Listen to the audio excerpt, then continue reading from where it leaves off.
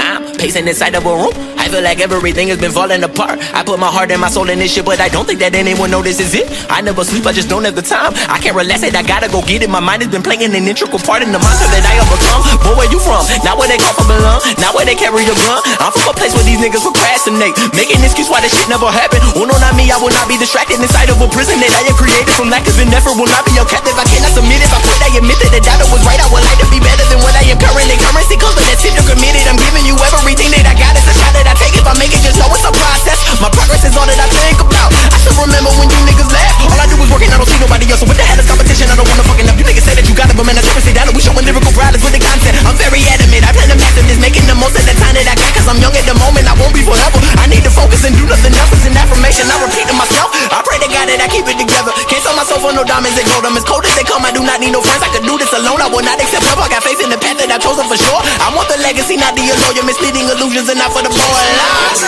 Something I want, and feel like I'm straining, feel like I'm running, I'm going in circles. I said I'm going in circles. Here we go.